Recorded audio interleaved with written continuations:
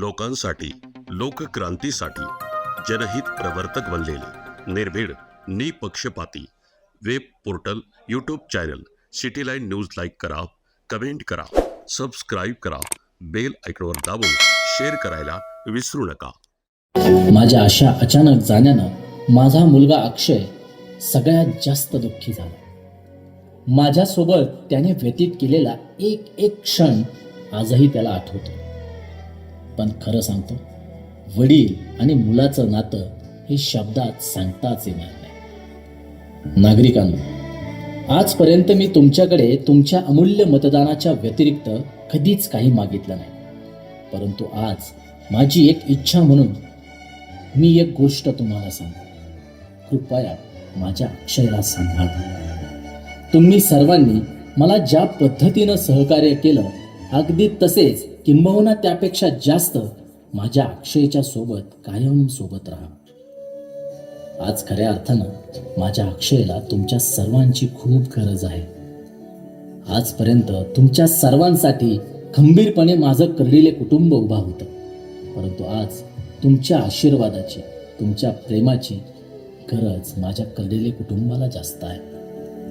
मला माहिती आहे तुम्ही माझी ही इच्छा पूर्ण करणार आणि माझ्या अक्षयला सांभाळून सुद्धा घेणार आणि महत्त्वाचं, त्याच्यासोबत असेच अविरत खंबीरपणे उभे राहणारच. मला बाकी तुमच्याकडून काहीच नको आहे, कारण माझ्या अक्षयला तुमच्या सर्वांची कायमस्वरूपी साथ हवी आहे.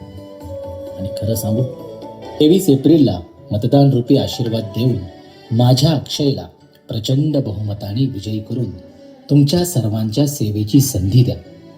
हीच तुमच्या सगळ्यांकडून माझ्यासाठी खरी श्रद्धांजली असेल. आता थांबतो. तुमचाच कैलासवासी शिवाजीराव भानुदास कर्डिले.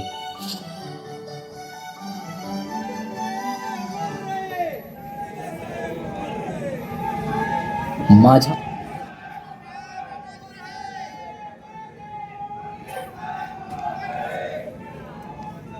धन्यवाद. यानंतर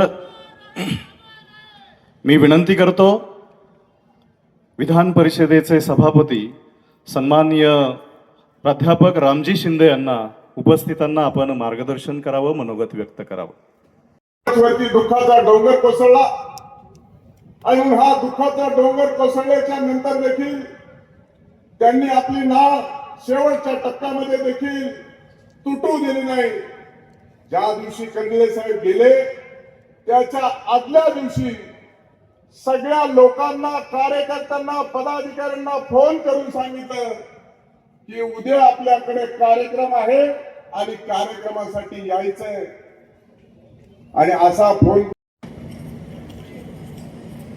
राहुरी, अहिल्यानगर, पाथर्डी या विधानसभेच्या पोटनिवडणुकीसाठी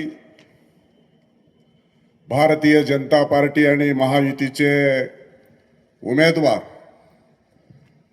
अक्षय शिवाजीराव कर्डिले यांच्या